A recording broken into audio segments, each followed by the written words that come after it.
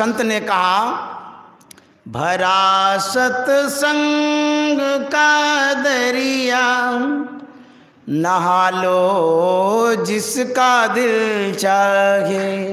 भरा सत्संग का दरिया, नहा लो जिसका दिल चाहे। जिगर के दाग पातक का छुड़ा लो जिसका दिल चाहे। जिगर के दाग पातक का छुड़ा लो जिसका दिल चाहे। यह जो सत्संग है इसको दरिया की संज्ञा दी गई है। दरिया गंगा जी को कहते हैं, उसमें अगाध जल राशियाँ होती हैं। यह जो सत्संग है इसमें जल का कण भी नहीं दिखता है। दरिया की उपाधि कैसे प्राप्त कर ली? जल जो है यहाँ पर सत्संग के रूप में है, शब्द के रूप में है, वाणी के रूप में है। तो यह जो वाणी है हमारे मन को धोती है, पवित्र करती है।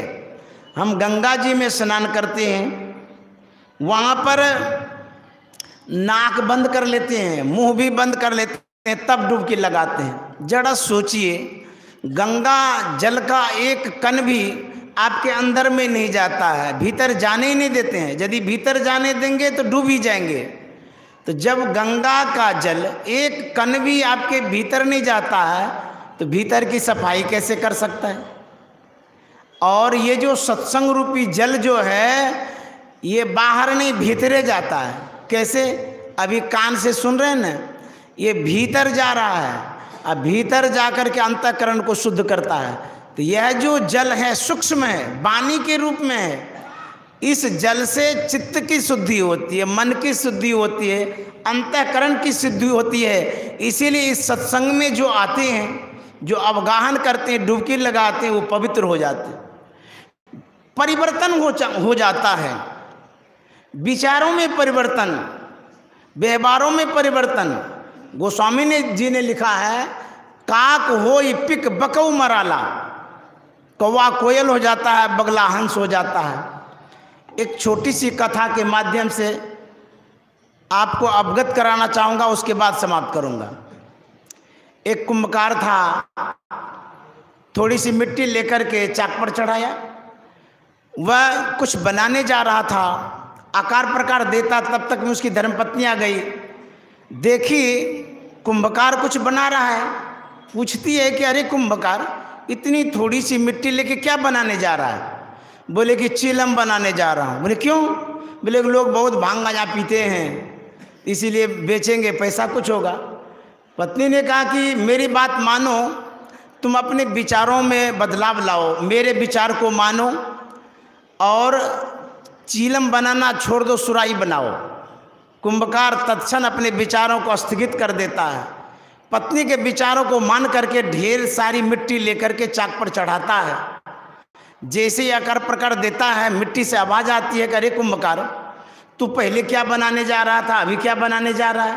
पहले तो थोड़ी सी मिट्टी चढ़ाया था, अभी अधिक मिट्टी चढ़ाया है। कुंभकार कहता है, पहले मैं चीलम बनाने जा रहा था, अब मैं सुराही बनाने जा रहा हूँ। मिट्टी कहती है कि क्यों, ऐसा तुम क्यों किया? तो मिट्टी पूछती है तो कुंभकार कहता है कि मेरी पत्नी ने कहा कि चीलम बनाना छोड़ दो, सुराही बनाओ, क्योंकि सुराही बिकेगी ज़्यादा में, अधिक पैसा होगा। तो उनके विचारों को मान करके अपना विचार मैंने बदल दिया, अब सुराही बनाने जा रहा हूँ। तो मिट्टी से आवाज़ आती है, अरे कुंभकार, तुमने तो अपना विचार ही बदला, मेरा तो जीवन ही बदल गया। कुंभकार कहता है सो कैसे? बोले कि यदि मैं चिलम बन जाती तो जो कोई भांग पीता, गांजा पीता, तो स्वयं में जलती है, दूसरे के कलेजे को जलाती है।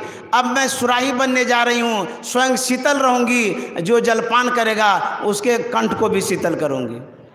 तो संत मत में विचारों का परिवर्तन होता है, बदलाव आता है। जो कटुवादी हैं मृदुभाषी हो जाते हैं, जो हिंसक हैं अहिंसक हो जाते हैं। यही बदलाव गुरु महाराज के विचारों से होता है। श्री सद्गुरु